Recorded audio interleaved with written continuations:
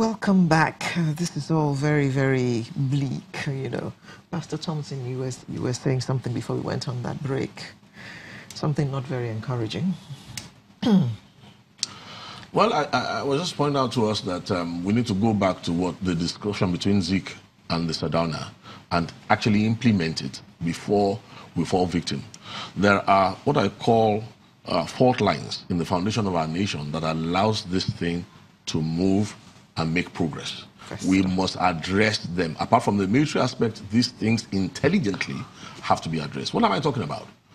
What do the terrorists really want right now is what you need to ask yourself. Let us even, just move back and look. Beyond Dapchi, even in Benue right now, what we don't realize is that the objective of these terror attacks goes beyond just the act itself. It is actually a message to every citizen, a message to everybody. They will cripple your economy. First of all, if you look to all the places where this thing has been, including Benue, where it is right now, nobody's talking about that, but they will cripple your economy. I went around in southern Kaduna. What they do is cripple your economy, put fear into you, and when that happens, the younger populations move out. So unknown to us, these are statistics that Nigeria is not covering yet, is that TMI, inhibition, the objective is to use fear to find your threshold, and it's called transmarginal inhibition.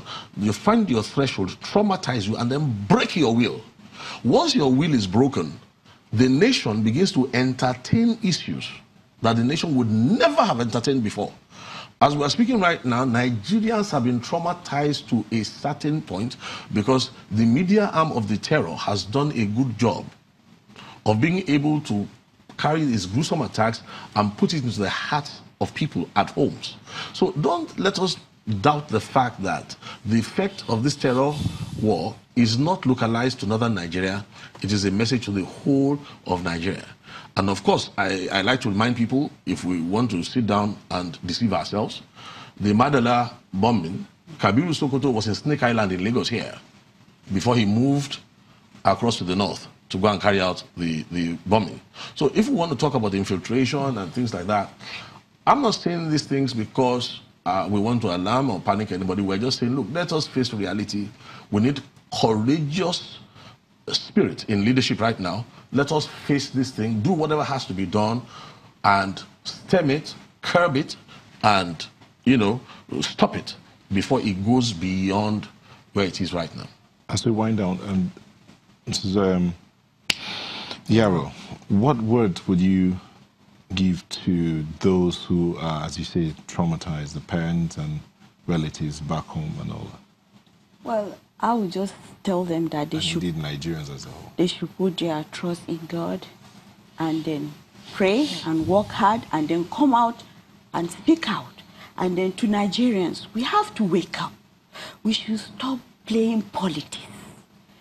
And this thing that is happening in Chibok, in the Northeast, it can go somewhere else. It's like cancer, It will be eaten gradually. And when something is not done, it will spray. And when it is spray, everybody will be a victim. So Nigerians, we should stop politics.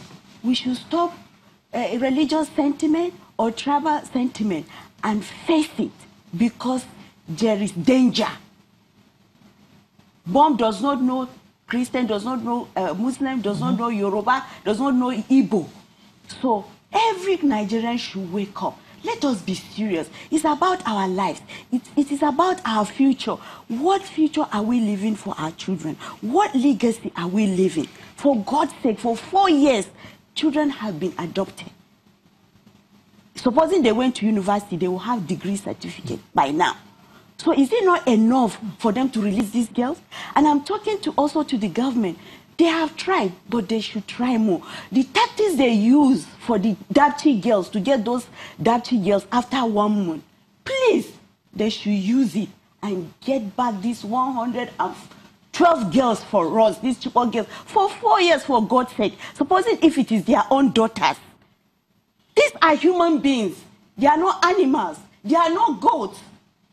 Mothers are crying. Nigerians, please, our leaders, please, fear God. We are all human beings. Pastor Thompson. Well, let me just say this quickly. Like she has pointed out, at this point in time, we need to rise above politics. We need to rise above it if there will be a future for the country. There will be politics always, but we must now rise above it. And we must implement and put into place all the 4 things that are needed for us to truly defeat this scourge that has come to our shores. So that at the end of the day, Nigeria will prevail, we will have a nation that we can call our own, and our children's children will look back to the leadership that did all these things. And of course, it will be, the history books will record the fact that it was their wisdom that preserved this country and gave us a chance. Thank you very much. As we speak, the campaigners of the Bring Back Our Girls are commemorating the 4th anniversary of the abduction of the Chibok girls from their school, and it's taking place at this moment in Abuja. Thank you very much, Pastor Thompson, a strategic thinker, for coming, as well as Mrs. Doris Yarrow, community activist. Thank you for coming to talk about this with us, this 4th year since the abduction of the schoolgirls in Chibok. Sunrise will return in just a moment. Please stay with us.